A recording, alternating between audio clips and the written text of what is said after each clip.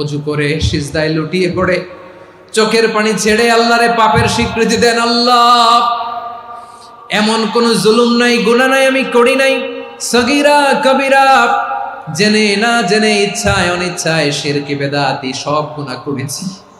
আল্লাহ, আকাশের নিচে জমিনের উপরে আমার চেয়ে বড় গুনাহগার আর কেউ নাই। চোখের পানি ছেড়ে আল্লাহরে বলেন, আল্লাহ, আমি ছাড়া তোমার গোলামের অভাব নাই, তুমি ছাড়া আমার দ্বিতীয় কোনো রব নাই, তুমি ছাড়া তো কেউ আমার গুনাহ ক্ষমা করার নাই, তুমি আমার রব, তুমি আমার সব। বলতে পারবেন? এই তাকরীর আমার পটুয়াখালীর ভাইয়া, এই স্বীকৃতিটা দেখতে আল্লাহ বড্ড ভালোবাসে, কারণ আমরা সবাই গুনাহগার। আমরা সবাই কি? বিশ্বনবী বলেন, কুল্লুকুম খাত্তাউন, বানি আদম, তোমরা সবাই পাপী। সবাই কি? সবাই পাপী। আমরা সবাই পাপী। আপন পাপের বাটখারা দিয়ে অন্যের পাপ মাপি। আমরা যে পাপী এটা ভাবতে মনে চায় না কারো, খালি অন্যের পাপ দেখি আমরা, এটা ভুল। ওর এই পাপ, ও পাপী, ও জালেম, ও জাহান্নামী, এরকম একটা টেন্ডেন্সি। আমার যে কি হালাত এটার খেয়াল নাই। খেয়াল করতে হবে যে আমি সবচেয়ে বড় পাপী, ঠিক কিনা বলেন? পাপ করি নাই এমন কেউ আছি? হ্যাঁ, আছি। কেউ না জানলেও জানে কে আমার পাপের ঘটনা? পৃথিবী না জানুক আমি তো জানি, আমি কি পাপ করেছি। হায় ও আমার কলিজার টুকরা ভাইয়েরা, মাথাটাকে নিচু করে জীবনের সব গুনার ফিরিস্তিগুলো একটা একটা করে স্বীকার করে আল্লাহরে বলেন, আল্লাহ, আমি পাপী। আল্লাহ, আমার চেয়ে বড় পাপী এই দুনিয়াতে কেউ নাই। আকাশের নিচে জমিনের উপরে আমার চেয়ে বড় পাপী কেউ নাই। একটা একটা করে আল্লাহ স্বীকার করি আমি পাপী। সব পাপের স্বীকৃতি দিলাম। পৃথিবী না জানুক আমি তো জানি, আমি কি পাপ করেছি। হায় আমার পাপের করলে বিচার, বাঁচার আমার নাই উপায়। দয়াময় তুমি মাফ করো আমায়, মাফ করো আমায়। আল্লাহ তাআলা যদি দয়া করে আমাদেরকে মাফ না করে, আমাদের বাঁচার কোনো উপায় নাই। আপনি কি ভেবেছেন আপনার নামাজ দিয়ে আপনি জান্নাতে যাবেন? আপনি তাহাজ্জুদ গুজার, সেজদা দিতে দিতে কপালে দাগ ফেলেছেন, এটা আপনারা জান্নাতে নেবে না? আপনি এলাকার সবচেয়ে বড় হাতেম তাই, দানশীল, এই দানের ভরসায় বসে আছেন, কুশ্চিন কালো না। আমাদের নামাজ, আমাদের রোজা, আমাদের ইবাদত, এগুলোকে মিজানের পাল্লায় উঠালে কোনো ওজনই হবে না। তবে আমাদের একটা কৌশল জানা আছে, আমরা আল্লাহর রহমতের ভিখারি। আমরা সেদিন আগেই গুনার স্বীকৃতি দিয়ে দেব। আমরা বলবো, আল্লাহ, তুমি প্রশ্ন করার আগে তোমার একটা কথা বলি, আমারে কিছু জিজ্ঞেস করো না, আমি সব করেছি। এমন কোন পাপ নাই যে পাপ আমারে দিয়ে হয় নাই। তোমার রহমত দিয়ে তুমি জান্নাতে পাঠাবা, তোমার দয়ায় জান্নাতে যেতে চাই, আমল দিয়ে না। পারবেন বলতে? কিয়ামতের দিন আমরা বলবো, আল্লাহ, আমার আমল দিয়ে জান্নাত চাই না, আমি তোমার দয়া দিয়ে জান্নাত চাই। তোমার দয়া ছাড়া আমার কোনো উপায় নাই। কারণ আল্লাহ যদি বিচার করে, বাঁচার কারো উপায় নাই। আল্লাহ যদি বলে ফেলেন তুই এটা করলি কেন, ওখানে গেলি কেন, কোরআনে 1000 বার নিষেধ করলাম তারপরেও এই পাপে জড়ালি কেন, এরকম প্রশ্ন ছুড়ে দিলে আমার উত্তর আছে? বাঁচার কোনো উপায় আছে? রোজ হাসরে হে আল্লাহ আমার করুণা বিচার, আল্লাহ করুণা বিচার। বিচার চাহি না তব দয়া চাহি, এ গুনাহগার, আল্লাহ করুণা বিচার। আপনার আমল দিয়ে জান্নাতে যাবেন? কি দিয়ে যাবেন? আল্লাহর দয়া দিয়ে। আল্লাহর রহম আর দয়া ছাড়া কেউ জান্নাতের চেহারাও দেখতে পাবে না। চাইবো একজন সত্তার কাছে, আওয়াজ করে বলুন তিনি কে? একজন সত্তার কাছে চাইবো, বিশ্বনবী ওনার চাচাতো ভাই আব্দুল্লাহ ইবনে আব্বাস রাদিয়াল্লাহু তাআলা আনহুকে বললেন, ইয়া আব্দুল্লাহ ইবনে আব্বাস, হে আব্দুল্লাহ ইবনে আব্বাস, ইযা সাআলতা ফাসআলিল্লাহ, যখন চাইবে আল্লাহর কাছে যাও। ও আব্দুল্লাহ, যখন চাইবা আল্লাহর কাছে চাও। ওয়া ইযা ইসতাআনতা ফাসতাইন বিল্লাহ, যখন সাহায্য চাইবা আল্লাহর কাছে ফরিয়াদ করো। জেনে রেখো আব্দুল্লাহ, ওয়া'লাম আন্নাল উম্মাতা লাউ ইজতামাআত আলা আন ইয়ানফাউকা বিশাইইন লাম ইয়ানফাউকা ইল্লা বিশাইইন ক্বাদ কাতাবাহু আল্লাহু লাক। ও আব্দুল্লাহ, জেনে রেখো, মনে রেখো, গোটা বিশ্বের সবাই মিলে যদি তোমার উপকার করতে চায় ততটুকুই তারা করতে পারবে যতটুকু আল্লাহ তোমার নসিবে সেটা লিখে রেখেছে। ঠিক কিনা বলেন? আর যদি গোটা বিশ্বের সবাই মিলে তোমার বিরুদ্ধে কনস্পাইরেসি করে, ষড়যন্ত্র করে, গোটা বিশ্বের সবাই মিলেও যদি তোমার ক্ষতি করতে চায় ততটুকুই শুধু পারবে যেটা আল্লাহ তোমার জন্য বরাদ্দ রেখেছে। যতটুকু আল্লাহ তাআলা তোমার জন্য বরাদ্দ রেখেছে অতটুকুই ক্ষতি করতে পারবে, আর এক চুল বেশিও করতে পারবে না, কমও করতে পারবে না। চিল্লায় বলেন ঠিক কিনা? এজন্য আমরা চাইবো কার কাছে? সবাই বলেন নাই, আওয়াজ করে বলেন কার কাছে? সব সময় আমরা আল্লাহর কাছে চাইবো, বিপদে আপদে, সুখে দুঃখে, সচ্ছল অবস্থায় অসচ্ছল অবস্থায়, পরাজয়ের সময় বিজয়ের সময়, সব সময় আমরা ভরসা রাখবো কার উপর? সবাই বলুন। একদল লোক আছে যারা বিপদে পড়লে আল্লাহরে ডাকে, আছে না নাই? পটুয়াখালীতে মাশাআল্লাহ নাই। বিপদ আসলে আল্লাহরে ডাকে, বিপদ নাই আল্লাহও নাই। বিপদে পড়লে নামাজ পড়ে, বিপদও নাই নামাজও নাই। বিপদে পড়লে জিকির করে, বিপদ যখন চলে যায় ওদের জিকিরও বন্ধ হয়ে যায়। এরকম আছে না নাই? কিছু লোক দেখবেন পরীক্ষা আসলে নামাজ পড়ে, আছে আছে। জেনজি আওয়াজ করো, এরকম আছে? এই কমন পড়ে গেছে, কমন পড়ছে। দেখবেন পরীক্ষার সময় নামাজ পড়ে, পরীক্ষাও নাই নামাজও আছে। এরকম কিছু লোক আছে অসুস্থ হলে আল্লাহরে বড্ড ভালোবাসে, আল্লাহরে খুব ডাকে। অসুস্থ হইলে অসুস্থতাও নাই, আল্লাহ স্মরণও নাই। দেখবেন কিছু লোক নির্বাচন আসলে খুব আল্লাহওয়ালা হয়ে যায়, তখন দেখবেন মাথার মধ্যে হেজাব লাগায়, পাঞ্জাবি লাগায়, আল্লাহ আল্লাহ হয়ে যায়। নির্বাচনও নাই, এরপরে আল্লাহর কথাও নাই। আছে না নাই? না, এরকম হওয়া যাবে না। সব সময় আমরা আল্লাহরে ডাকবো, বিপদে আপদে সব সময় ভরসা রাখবো আমরা একজনের উপর। আওয়াজ করে বলেন তিনি কে? এ কথায় আল্লাহ তাআলা আমাদের চোখে আঙ্গুল দিয়ে জানিয়ে দিলেন, ফাইদা রাকিবু ফিল ফুলকি দা'আউল্লাহা মুখলিসিনা লাহুদ্দিন ফালাম্মা নাজ্জাহুম ইলাল বাররি ইযা হুম ইউশরিকুন। আল্লাহ বলে একদল লোক আছে, তারা যখন নৌযানে চড়ে, জলযানে চড়ে, সাগরের মধ্যে যখন জাহাজে চড়ে, লঞ্চে চড়ে, তারা যখন তুফানের সম্মুখীন হয় তখন তারা আল্লাহরে বড্ড বেশি ডাকে, একান্ত ভাবে ডাকে, বিশুদ্ধ চিত্তে ডাকে। আবার তুফান থেকে তাদেরকে সেফ জোনে নিয়ে, নিরাপদ জোনে নিয়ে যখন বন্দরে আমি আল্লাহ তাদেরকে ভিড়িয়ে দেই, ওই লোকগুলো আবার আমি আল্লাহর সাথে শিরিক করে। এরকম আছে না নাই? জাহাজে উঠছে, সাগরের মাঝখানে তুফান, ওই সময় দেখবেন আল্লাহ কারে কয়। এই কথা তো আপনাদেরকে বোঝানো সহজ, আপনারা তো নদীর দেশের মানুষ। লঞ্চে চড়েন নাই কারা কারা? দেখি, লঞ্চে চড়ছেন? হ্যাঁ, লঞ্চে চড়ে নাই এরকম একজনও নাই এখানে। আচ্ছা, লঞ্চে উঠছেন কে কে? দেখি। মাশাআল্লাহ মাশাআল্লাহ মাশাআল্লাহ, ঠিক আছে, আপনাদের বোঝানো সহজ। আচ্ছা, লঞ্চে উঠে তুফানের সম্মুখীন হয়েছেন, জলোচ্ছ্বাস, সবাই? মাশাআল্লাহ। তো এই ওয়াজ তো আপনাদের মুখস্থ, ঠিক কিনা বলেন?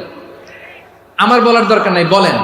মাঝ নদী, তুফান, জলোচ্ছ্বাস, জলের মধ্যে উচ্ছ্বাস, ঢেউ, টর্নেডো, সাইক্লোন, মেঘের ঘনঘটা, পরিবেশ ঘুটঘুটে অন্ধকার, লঞ্চ একবার এদিকে আরেকবার ওইদিকে, ভিতরে কি অবস্থা হয় বলেন তো? হ্যাঁ, তখন মুসলিমও আল্লাহরে ডাকে, হিন্দু আল্লাহরে ডাকে, ঠিক কিনা বলেন? আস্তিক আল্লাহরে ডাকে, নাস্তিক আল্লাহরে ডাকে, ঠিক কিনা? লঞ্চের ভেতর, স্টিমারের ভেতর কান্নারে রোল পড়ে যায়, চিৎকারের রোল পড়ে যায়, সবার মুখ দিয়ে শুধু একটা আওয়াজ, লা ইলাহা লা ইলাহা লা ইলাহা সুবহানাল্লাহ আলহামদুলিল্লাহ লা ইলাহা। আল্লাহ নামের জিকির করবে যারা, আল্লাহর কাছে প্রিয় তারা, আল্লাহর কাছে প্রিয় যারা, জান্নাতে প্রবেশ করবে তারা, জোরে লা ইলাহা লা ইলাহা ইল্লাল্লাহ লা ইলাহা ইল্লাল্লাহ মুহাম্মাদুর রাসূলুল্লাহ সাল্লাল্লাহু আলাইহি ওয়াসাল্লাম। আমার প্রিয় পটুয়াখালীবাসী, তাহলে লঞ্চের ভেতরে যখন আমরা তুফানের মধ্যে পড়ি, তখন সবাই মিলে আমরা একটা নামের জিকির করি। নামটা কার? মুসলমানেরাও ডাকে, হিন্দুরাও ডাকে, আস্তিকও ডাকে, নাস্তিকও ডাকে, সবাই ডাকে একজনকে, তিনি কে? আবার দেখবেন ওই আল্লাহ তুফানের পরে, ঝড়ের পরে ওই লঞ্চটাকে যখন সদর ঘাটে ফিরিয়ে দেয়, আবার আমরা নাফরমানি শুরু করে দেই। সে কোথায় আল্লাহ বললেন, ফাইদা রাকিবু ফিল ফুলকি দা'আউল্লাহা মুখলিসিনা লাহুদ্দিন ফালাম্মা নাজ্জাহুম ইলাল বাররি ইযা হুম ইউশরিকুন। সাগরে যখন তুফানে পড়ে আমি আল্লাহর ডাকে, আবার আমি আল্লাহ যখন বাঁচিয়ে দেই, আবার আমি আল্লাহর সাথে শিরিক শুরু করে। আমরা কি এরকম হতে চাই নাকি? এরকম করবেন?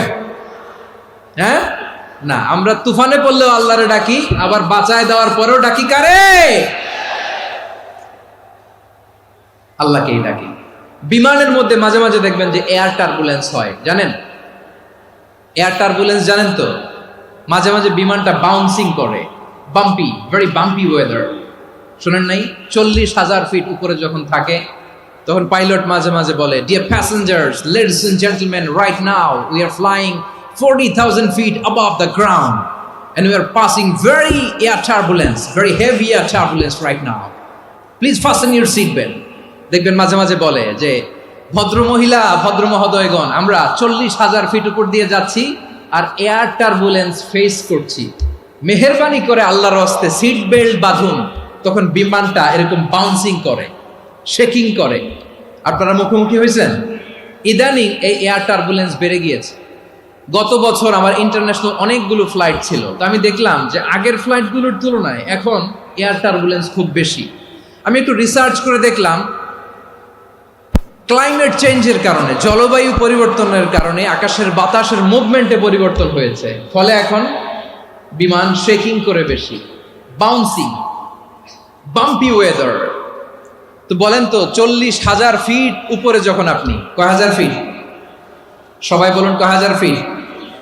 40,000 ফিট উপরে যখন আপনি, তখন যখন বিমানটা এরকম বাউন্সিং করে, সবাই যখন ভমিটিং করে বিমান নষ্ট করে দেয়, বমি করে, তখন বাঁচানোর কে আছে আল্লাহ ছাড়া?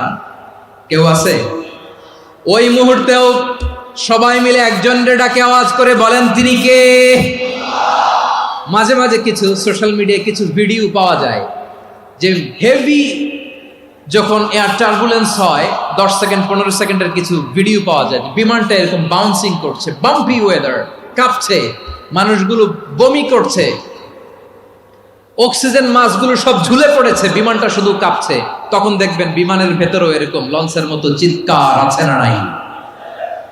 বিমানের ভেতরেও তখন চিৎকার।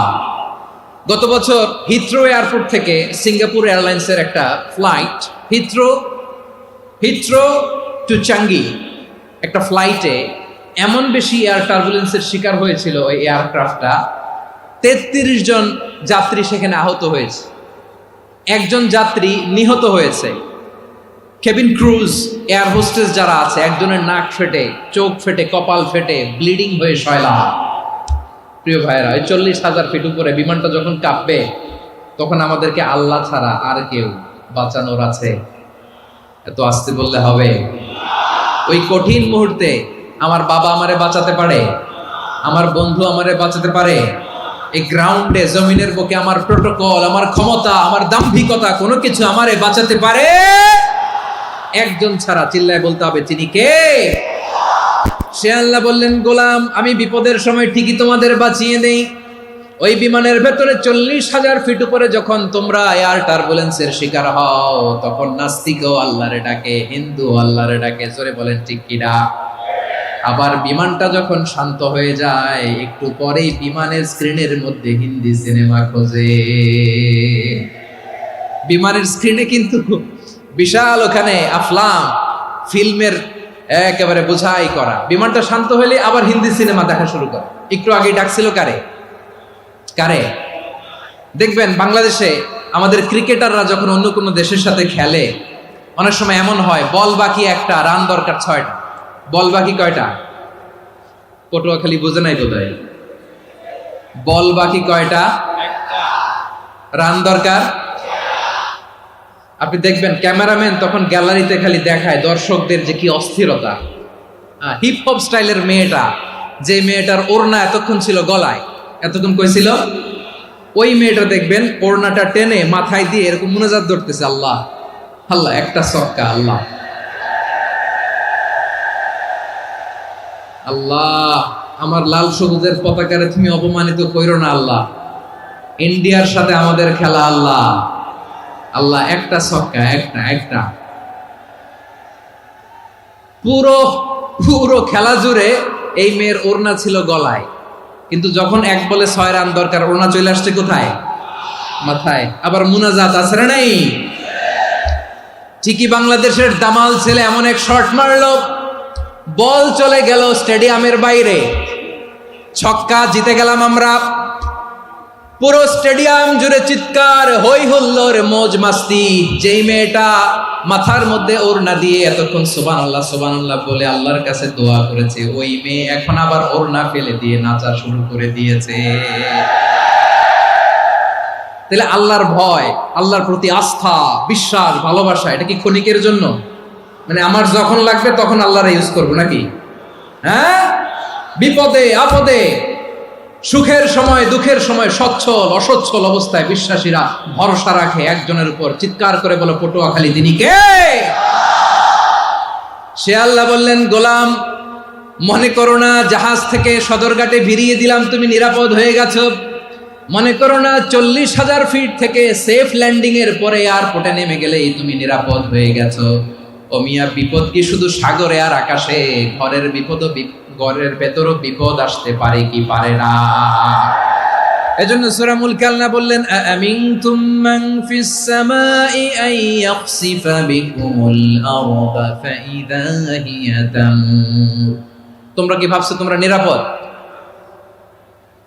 সাগরের মধ্যে তুফান, আল্লাহ আল্লাহ ডাকলাম, সদরঘাটে যেয়ে পড়ছি, বেঁচে গেছেন তো আপনি। আর পাবে আপনারে আল্লাহ? আল্লাহরে তো সাগরের মাঝখানে তো আল্লাহ আপনারে পাইছিল, আর তো পাবে না। আর পাবে আপনারে? আর আল্লাহ ধরতে পারবে আপনারে? ঘরের ভেতরও বিপদ দিয়ে আটকাতে পারে কে? 5 স্টার 7 স্টার হোটেলের ভেতরেও আমাকে বিপদের মধ্যে ফেলে দিতে পারেন কে? আল্লাহ বললেন, তোমরা কি ভেবেছো তোমরা নিরাপদ? আমি চাইলে ল্যান্ডস্লাইডস, ভূমি ধস দিয়ে 1 লক্ষ এক মুহূর্তে নিয়ে যেতে পারি। এক সুনামি দিয়ে থাপ্পড় মেরে 3 লক্ষ সাগরের ভেতরে ঢুকায় দিতে পারি। 1 সেকেন্ডও লাগে না আমার। أم أمنتم من في السماء أن يرسل عليكم حاصبا فستعلمون كيف نذير। আল্লাহ চাইলে আকাশ থেকে পাথর বৃষ্টি নাজিল করতে পারেন কি পারেন না? এই মুহূর্তে এখানে ভূমিকম্প দিতে পারেন কি পারেন না? আচ্ছা, ভূমিকম্প যখন হয় আমাদের কারো হুঁশ থাকে? আপনি মনে করছেন আমরা সাধারণ মানুষ, আমরা দৌড় দেই, আর প্রেসিডেন্ট প্রধানমন্ত্রী ওনারা বুঝি খাটে শুয়ে থাকে? কথা বুঝে নাই বোধহয়। ভূমিকম্প, আর্থকোয়েক যদি হয়, বাঁচার জন্য আমরা কি করি? হয় খাটের তলায়, ডাইনিং টেবিলের নিচে উপরে শক্ত কিছু আছে এটার নিচে, অথবা ঘর থুইয়া দেও দৌড়। তো প্রধানমন্ত্রী উনি কি করে, প্রেসিডেন্ট উনি কি করে? হ্যাঁ, উনি খাটের মধ্যে যে শুয়ে থাকে নাকি? উনিও দৌড়, সাধারণ মানুষও দৌড়, প্রধানমন্ত্রীও দৌড়, বাড়িওয়ালাও দৌড়, ভাড়াটিয়াও দৌড়, সবাই দৌড়। নাকি ভাড়াটিয়ারা বাড়ি থুইয়া দৌড়, বাড়িওয়ালারা আর বেরোয় না? এরকম না। তাহলে যে কোনো মুহূর্তে ভূমিকম্প দিয়ে নাস্তানাবুদ করতে পারে কে? আমার প্রিয় ভাইয়েরা, আমরা নিরাপদ নই, আমরা তার দয়ায় বেঁচে আছি। কার দয়ায়? এজন্য আল্লাহ বললেন, গোলাম যে কোনো মুহূর্তে বিপদ দিয়ে তোমাদেরকে নাস্তানাবুদ করতে পারি। বিশ্বাসী বলে যদি নিজেকে দাবি করো, সব সময় ডাকতে হবে একজন সত্তাকে। বলেন তিনি কে? এই কথা ক্লিয়ার? এই সবগুলো উদাহরণ শেষে সবার কাছে ক্লিয়ার হয়েছে না যে বিপদ থেকে, আপদ থেকে, পরীক্ষা থেকে, ক্যালামিটি থেকে আমাদেরকে কেউ বাঁচাতে পারে না একজন সত্তা ছাড়া। আবারও বলেন তো তিনি কে? ক্লিয়ার? হ্যাঁ, সবাই বুঝতে পারছেন? আচ্ছা, এবার আমরা দেখি বিষ্ণু ঈসা ইসলামের জীবনে বিপদ আপদ ছিল কিনা। উনি বিপদ আসলে কিভাবে ডিল করতেন, বিপদ আসলে কোন দোয়া পড়তে হয়, কিভাবে ফরিয়াদের হাত উত্তোলন করতে হয়, কিভাবে রবের দরবারে নতজানু হয়ে ফরিয়াদ করতে হয়, এটা জানার দরকার আছে না নাই? আসুন আমরা বিশ্বনবীর জীবনী থেকে দেখি বিপদ আসলে উনি কি করতেন। বিপদ আসলেই প্রথমে বিশ্বনবী সাল্লাল্লাহু আলাইহি ওয়াসাল্লাম একটা দোয়া পড়তেন। কি পড়তেন? তিনি পড়তেন, ইন্না লিল্লাহি ওয়া ইন্না ইলাইহি রাজিউন। নিশ্চয় আমরা আল্লাহর জন্য, নিশ্চয় আমরা কার দিকে ফিরবো ভাই? আবার কার দিকে ফিরবো? আওয়াজ করে বলুন তো, আমরা এসেছি কার কাছ থেকে, আবারও ফিরে যাব কার কাছে? এজন্য বিষ্ণুই পড়ছেন, ইন্না লিল্লাহি ওয়া ইন্না ইলাইহি রাজিউন। নিশ্চয় আল্লাহর জন্য, ওই আল্লাহর দিকেই আমরা ফিরে যাব। তারপরে বিষ্ণুই পড়তেন, আল্লাহুম্মা আজুরনি ফি মুসিবাতি ওয়াখলুফ লি খায়রাম মিনহা। একসাথে প্রথমে পড়তেন ইন্না লিল্লাহি ওয়া ইন্না ইলাইহি রাজিউন, তারপর পরে পড়তেন আল্লাহুম্মা আজুরনি ফি মুসিবাতি ওয়াখলুফ লি খায়রাম মিনহা। মানে আল্লাহ, এই যে আমি বিপদে ধৈর্য ধারণ করলাম, এটার সব তুমি আমারে দাও, আর যেটা হারালাম এর চেয়ে ভালো কিছু দিয়ে মেকআপ করে দিও, ভালো কিছু দিয়ে বদল করে দিও। সুবহানাল্লাহ পড়েন। তাহলে বিপদ আসলে আমরা কি পড়ব? কথা বলেন। এই যে আমি শুয়েছিলাম, নাশিদ গাচ্ছিল ওরা, এদেশে পরস্পরে দেখা হলে দেয় সালাম, এদেশে আমজনতার হৃদয় জুড়ে পাকালাম, এদেশে বিপদ এলে সর্বজনে সর্বক্ষণে দোয়া পড়ে ইন্না লিল্লাহি। কি পড়ে? সুবহানাল্লাহ সুবহানাল্লাহ সুবহানাল্লাহ সুবহানাল্লাহ। এদেশে আজান শুনে সূর্য ওঠে শহর গ্রামে, এদেশে আজান শুনে সূর্য ডুবে সন্ধ্যা নামে, এদেশে সকল কাজে সবাই বলে বিসমিল্লাহ, এদেশে ভালো কিছু দেখে শুনে হাসি মুখে সবাই বলে মাশাআল্লাহ। সুবহানাল্লাহ পড়ে। তাহলে বিপদ এলে আমরা কি পড়ি? কথা বুঝলে সবাই উত্তর দিতে হবে, বিপদ এলে কি পড়ি? তাহলে বিপদ এলেই আমরা এখন থেকে ইন্না লিল্লাহ পড়বো, নাকি হাই হুতাশ করবেন? একদল আছে হাই হুতাশ করে, হায় আল্লাহ রে মোর কি হইল রে, মই কি হরমু রে, মই কমবে জামু রে, আছে না নাই? এরকম বিলাপ করতে নিষেধ করেছেন বিশ্বনবী। কি করব, কই যাব, কি হবে, হায় হায়, এরকম হাহুতাশ আছে না নাই? বিশ্বাসীরা হাহুতাশ করে না, তারা ইন্না লিল্লাহ পড়ে। কি পড়ে? মনে থাকবে? আমরা পড়বো ইন্না লিল্লাহি ওয়া ইন্না ইলাইহি রাজিউন। নিশ্চয়ই আমরা আল্লাহর জন্য, আমরা আল্লাহর দিকেই ফিরে যাব। এরপর পড়বো আল্লাহুম্মা আজুরনি ফি মুসিবাতি ওয়াখলুফ লি খায়রাম মিনহা। আল্লাহ, আমি যে বিপদে ধৈর্য ধারণ করলাম এটার সওয়াব দিও, আর যা হারালাম তার চেয়ে ভালো কিছু দিয়ে বদল করে দিও। সুবহানাল্লাহ পড়েন। বিশ্বনবীর হাদিস শুনলেন উম্মে সালামা রাদিয়াল্লাহু তাআলা আনহা।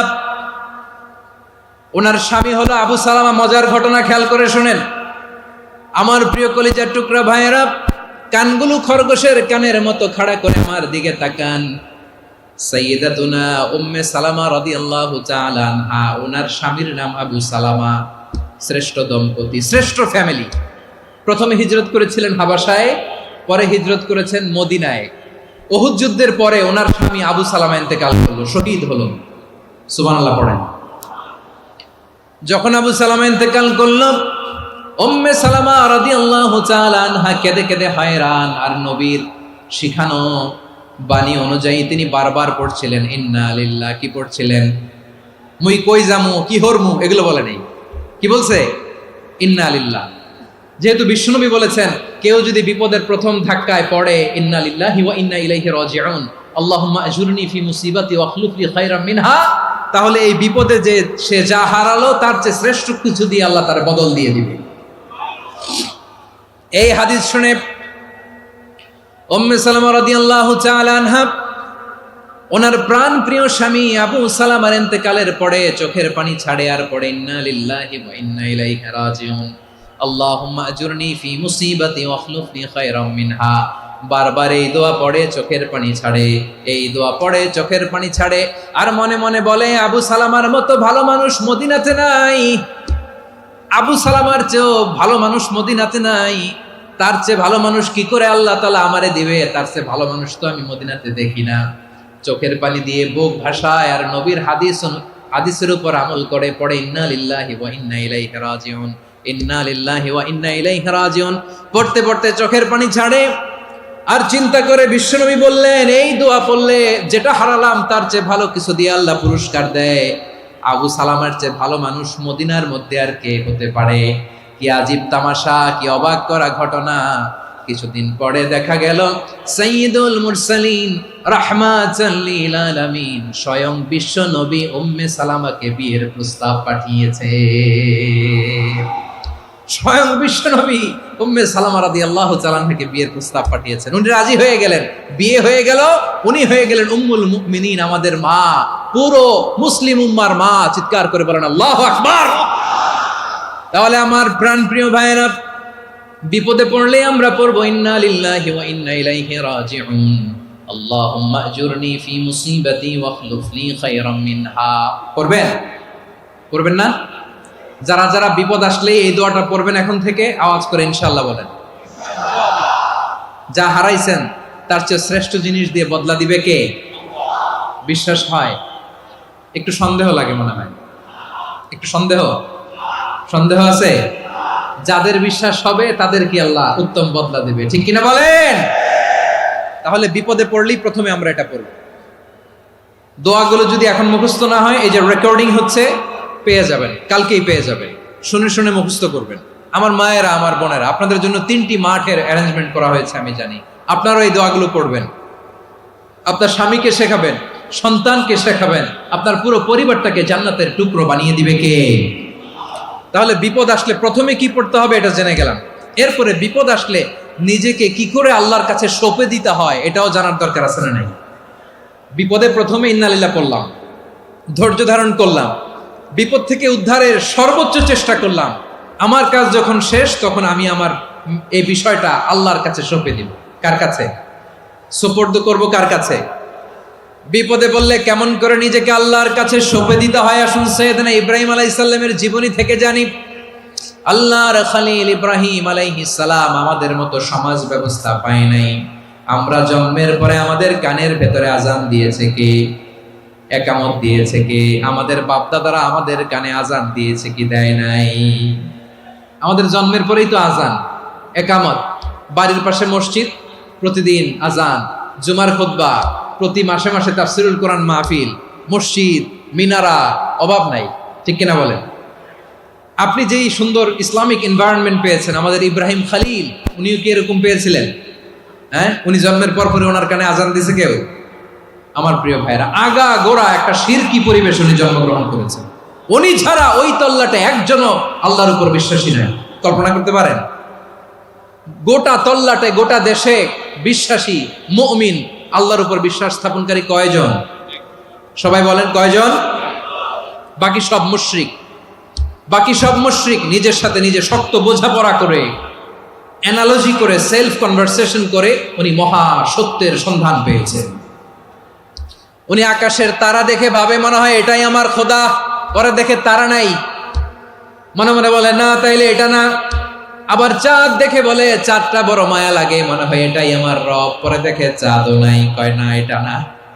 এরপরে দ্বিপ্রহরের জলজলে সূর্যটা খা খা করে গোটা পৃথিবীটারে রৌদ্র দিয়ে তাতিয়ে রাখে। তিনি ভাবলেন মনে হয় এটাই আমার রব, কারণ এটাই তো সবচেয়ে বড়। কিন্তু বিকেল বেলা ওই সূর্যটাও যখন চলে যায়, সাইয়েদনা ইব্রাহিম বলে না এটাও তো নাই, আমার খোদা যদি আমারে ছেড়ে চলে যায়, বিপদে পড়লে আমারে উদ্ধার করবে কে? এভাবে নিজের সাথে অ্যানালজি, সেলফ কনভারসেশন করতে করতে করতে তিনি মহা সত্যের সন্ধান পেয়েছেন। সুবহানাল্লাহ পড়েন। সব শেষে তিনি ডিসিশন নিয়ে ঘোষণা দিলেন, ইন্নী ওয়াজ্জাহাতু ওয়াজহিয়া লিল্লাযী ফাতারাস সামাওয়াতি ওয়াল আরদা হানিফান ওয়া মা আনা মিনাল মুশরিকিন। নিশ্চয় আমি এমন সত্তার দিকে মনোনিবেশ করলাম, মুখাপেক্ষী হলাম, যিনি আকাশ বানিয়েছেন, জমিন বানিয়েছেন, আমি মুশরিক নই। সুবহানাল্লাহ। পারতেন, আপনি পারতেন? কেউ নাই, লক্ষ লক্ষ মুশরিক, আপনি একা। ওনার মতো এরকম বিচক্ষণতা দিয়ে আল্লাহরে খুঁজে পাইতে পারতেন আপনি? কি নবী ছিল, আল্লাহকে খুঁজে পেয়েছে। যখন আল্লাহর ইবাদত শুরু করলো, এই কথা ছড়ায় পড়লো চারদিকে। নমরুদ সাইয়েদনা ইব্রাহিমকে ডেকে পাঠালেন। নমরুদ বলে, ইব্রাহিম তুমি নাকি মূর্তির পূজা না করে কোন নতুন রবের ইবাদত করো, কে তোমার রব? সাইয়েদনা ইব্রাহিম বললেন, রব্বি আল্লাযী ইউহয়ী ওয়া ইউমীত, আমি এমন রবের ইবাদত করি যিনি জীবন দেন, যিনি মৃত্যু দেন। নমরুদ বলে, তাই নাকি? তোমার রব জীবন দেয়, মৃত্যু দেয়, আর এটা তো আমি দেই। আমিও তো জীবন দেই, আমিও তো মৃত্যু দেই। সাইয়েদনা ইব্রাহিম বললেন, কেমন করে তুমি জীবন দাও, মৃত্যু দাও, একটু দেখাও তো। নমরুদ জেলখানা থেকে দুজন কয়েদিকে ডেকে আনলো। কয়েদি এনে অর্ডার করলো, একটাকে এখনই শিরোচ্ছেদ, হেড অফ, ডেথ পেনাল্টি, মৃত্যুদণ্ড দেয়া হলো, ফিনকি দিয়ে রক্ত বেরোলো। নমরুদ বলে, দেখো দুজনকে ধরে আনলাম, একজন কয়েদিকে দিলাম ডেথ পেনাল্টি, মৃত্যুদণ্ড, ওরে মৃত্যু দিলাম।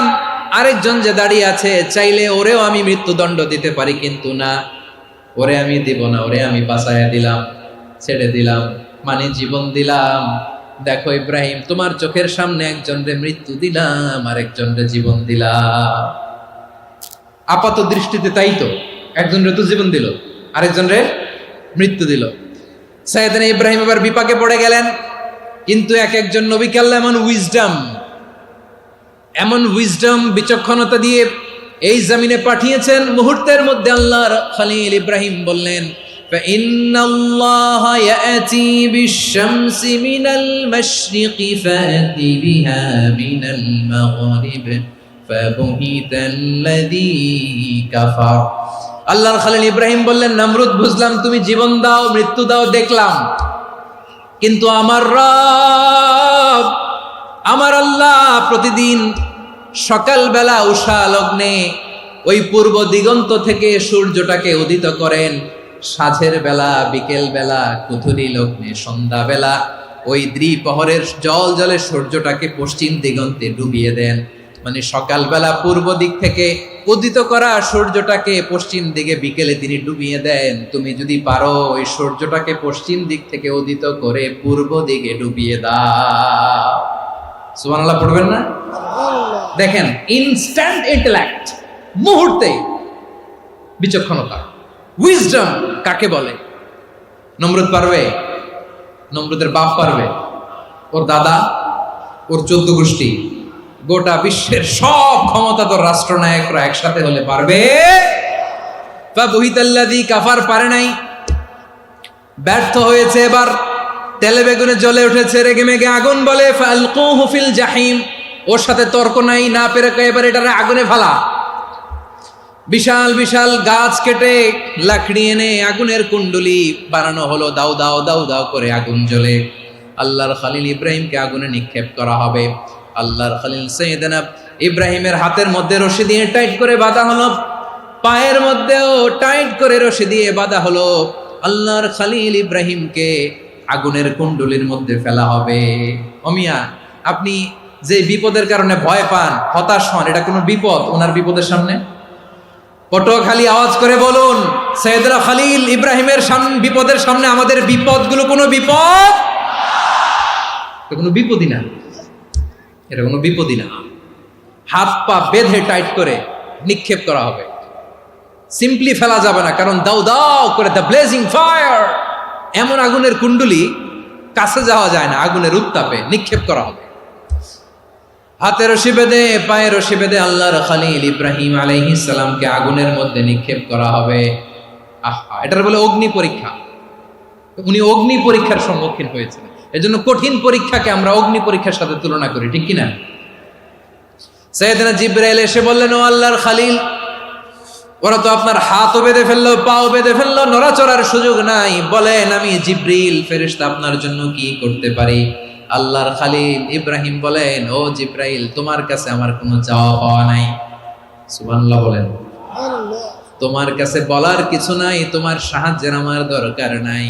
সাইয়েদনা ইব্রাহিম আলাইহিস সালামকে হাতে পায়ে রশি বেঁধে হাত পা বাঁধা অবস্থায় জ্বলন্ত অগ্নিকুণ্ডে যখন নমরুদের দলবল নিক্ষেপ করবে, আল্লাহর খলিল কিভাবে নিজেকে আল্লাহর কাছে সঁপে দিয়েছেন, পটুয়াখালীর ভাইরা খেয়াল করে শুনুন।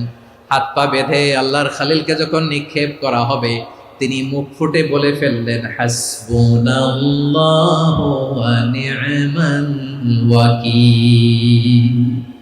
হাসবুনাল্লাহু ওয়া নি'মাল ওয়াকিল, আমার জন্য আল্লাহই যথেষ্ট,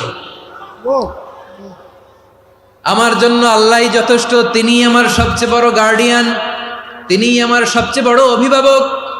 জিব্রাইলের সাহায্যে অফারকে ফিরিয়ে দিলেন। দুনিয়ার বুকে কারো কাছে কিছু বলেন নাই, মুখ ফুটে বলেছেন হাসবুনাল্লাহ। ও আমার পটুয়াখালীর প্রাণের ভাইয়েরা, খেয়াল রাখবেন, কোন বান্দা তার হাতে থাকা সব চেষ্টাটুকুন করার পরে মুখ ফসকে মুখ দিয়ে যখন বলে ফেলে হাসবুনাল্লাহ, বান্দা যখন হাসবুনাল্লাহ বলে ফেলে, ওই ব্যাপারটা ডিল করার দায়িত্ব স্বয়ং আল্লাহ আরশের উপর থেকে নিয়ে নেয়। আপনি যখন বলে ফেলবেন হাসবুনাল্লাহ, এটা ডিলিং করবে কে তখন? চিল্লায় বলেন না, তিনি কে? বান্দা তার সাধ্যের সবটুকু চেষ্টার পরে নতজানু হয়ে যখন বলবে হাসবুনাল্লাহ, আল্লাহ তুমি আমার জন্য যথেষ্ট, নি'মাল ওয়াকিল, তুমি আমার শ্রেষ্ঠ অভিভাবক, তখন তার কি দরকার না দরকার এটা ডিল করে স্বয়ং আল্লাহ। নিক্ষেপ করা হলো সাইয়েদনা ইব্রাহিমকে অগ্নিকুণ্ডলিতে। হাজার হাজার মানুষ এই দৃশ্য দেখার জন্য জড়ো হয়েছে এরকম বিশাল ময়দানে। কিন্তু কি অবাক করা ঘটনা, সবাই ভয় পাচ্ছিল, না জানে কি হয়ে যায়। আল্লাহর খলিলকে যখন আগুনের কুণ্ডলিতে নিক্ষেপ করা হয়, আল্লাহর খলিল ইব্রাহিম আগুনের কুণ্ডলের মধ্যে বসে বসে মানুষগুলোর দিকে তাকিয়ে হাসতে শুরু করে দেয়। কারণ আকাশ থেকে রব্বুল আলামিন স্পেশাল ভার্ডিক্ট নাজিল করেছেন, স্পেশাল হুকুম জারি করেছেন, কুলনা ইয়া নারু কুনি বারদান ওয়া সালামান আলা ইব্রাহিম। ও আগুন, খবরদার, সৃষ্টি শুরু থেকে তোকে একটা ধর্ম আমি বাতলে দিয়েছিলাম, তোর ধর্ম, আগুনের ধর্ম হলো যা পাবে জ্বালিয়ে সারখার করবে।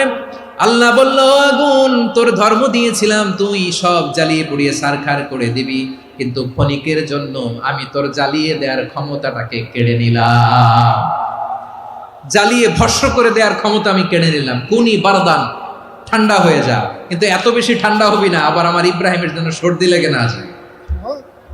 সুবহানাল্লাহ, এত আসতে বললে হবে? কুনি বারদান, বার্দ মানে বরফ, ঠান্ডা, ঠান্ডা হ, কিন্তু এত ঠান্ডা হবি না যাতে আমার ইব্রাহিমের কষ্ট হয়। আগুন বলে, আল্লাহ একবার বললাম ঠান্ডা হ, আবার বলো এত ঠান্ডা হবি না যাতে খলিলের সর্দি না লাগে। কেমন ঠান্ডা হব, কেমন এনভায়রনমেন্ট তৈরি করে দেব বলো? আল্লাহ বললেন, সালামান আলা ইব্রাহিম, আমার খলিল, আমার কলিজা, আমার ইব্রাহিমের জন্য তুই জান্নাতের গুল বাগিচা হয়ে যা। ও ভাই, নবী মুসার মতো ঈমান হলে রাস্তা হবে সাগর জলে, নবী ইউসুফের মতো ঈমান হলে একে একে দরজা খোলে। নবী ইব্রাহিমের মতো ঈমান যদি আজও থাকে বিদ্যমান, অগ্নিকুণ্ডে দেখতে পাবে খুবসুরত এক ফুল ভাগা। কুলনা ইয়া নারু কুনি বারদান ওয়া সালামান আলা ইব্রাহিম। বান্দা যখন মুখ দিয়ে বলে হাসবুনাল্লাহ, আমার আল্লাহ আমার জন্য যথেষ্ট, এই বলে যখন নিজেকে সঁপে দেয়, তার কি লাগবে ওই দায়িত্ব স্বয়ং নিয়ে নেয় কে? সবাই বলেন স্বয়ং নিয়ে নেয় কে? তাহলে আমার প্রিয় ভাইরা, বিপদের শুরুতেই আমরা বলবো ইন্না লিল্লাহ। শুরুতে কি বলবো? এরপরে যেই বাক্যটা পড়ে নিজের পরিস্থিতিকে আল্লাহর দরবারে সঁপে দিব, সেটা হচ্ছে হাসবুনাল্লাহ। সেটা কি? বিষ্ণু বলেন লা ইয়াজালু লিসানুকা রাতাবান মিন যিকরিল্লাহ। সব সময় আল্লাহর স্মরণ দিয়ে, জিকির দিয়ে জিহ্বাটারে সিক্ত রাখো। আর শয়তানু জাসিমুন আলা কলবি ইবনে আদম, শয়তান বনি আদমের কলবে খামচি মেরে বসে থাকে। ফাইদা যাকারাল্লাহ খানাসা, মানুষ যখন আল্লাহর স্মরণ করে জিকির করে শয়তান দৌড়ে পালায়। ওয়া ইদা গাফালা ওয়াসওয়াসা, যখনই বনি আদম গাফেল হয় তখনই শয়তান তার হৃদয়ে ওয়াসওয়াসা দেয়। এজন্য বিপদে পড়লে ইন্না লিল্লাহ, নিজের সব টুকুন করার পরে, নিজের রোল প্লে করার পরে নিজেকে আমরা কি বলে সঁপে দিব? সবাই বলেন, সবাই বলতে হবে। আরো জোরে বলে, মনে থাকবে? বিপদে পড়লে প্রথমে ইন্না লিল্লাহ, এরপরে নিজেকে যখন সঁপে দিব তখন হাসবুনাল্লাহ। এরপরে কঠিন বিপদ যদি যখন বিশ্বনবী পড়তেন তখন কি করতেন? এমন বিপদ মাঝে মাঝে হয় না, দেয়ালে পিঠ থেকে যায়, চোখে মুখে অন্ধকার, কি করব দিশা খুঁজে পাই না, এরকম হয় কখনো? হ্যাঁ, আপনাদের হয়? হয় না? তো জান্নাতে আছেন আপনারা। হয় হয় এরকম হয়েছে না যে দেয়ালে পিঠ থেকে গেছে, চোখে মুখে অন্ধকার, কই যাব, কি করব, বাঁচানোর কেউ না, এরকম হয়েছে কখনো আপনাদের? যদি হয় তাইলে এটার সলিউশন বলবো, না হইলে তো এগুলো বলে লাভ নাই। হয় হয় হয় বিশ্বনবী এরকম কঠিন বিপদে পড়েছেন জীবনের কিছু কিছু মুহূর্তে। ওই মুহূর্তে বিশ্বনবী স্পেশাল 2টা দোয়া পড়তেন। এই দোয়াগুলো আপনাদেরকে জানিয়ে দেয়। বিশ্বনবী বলেন, কঠিনতম বিপদে যখন পড়বা, দেয়ালে পিঠ থেকে যায়, চোখে মুখে অন্ধকার, বাঁচার কোনো উপায় নাই, তখন পড়বা লা ইলাহা ইল্লা আনতা সুবহানাকা ইন্নী কুনতু মিনাজ জালিমিন। আল্লাহ, তুমি ছাড়া কোনো ইলাহ নাই, তুমি পবিত্র, নিশ্চয় আমি জালিমদের অন্তর্ভুক্ত। সুবহানাল্লাহ বলেন। এই দোয়া সাইয়েদনা ইউনূস আলাইহিস সালাম পড়েছিলেন যখন মাছের পেটে ছিলেন। কিসের পেটে? এবং অনেক মুফাসসিরিন ইকরাম বলেছেন, অনেক আহলুল ইলমরা বলেছেন, এটা হচ্ছে ইসমে আজম। ইসমে আজম এমন দোয়া যেটা দিয়ে দোয়া করলে আল্লাহ দোয়া কবুল করে, কিন্তু এটা কোনটা, এটা নিয়ে ইখতিলাফ আছে। কোন আহলুল ইলম বলেন এই লা ইলাহা ইল্লা আনতা সুবহানাকা ইন্নী কুনতু মিনাজ জালিমিন, এটা হচ্ছে ইসমে আজম। সাইয়েদনা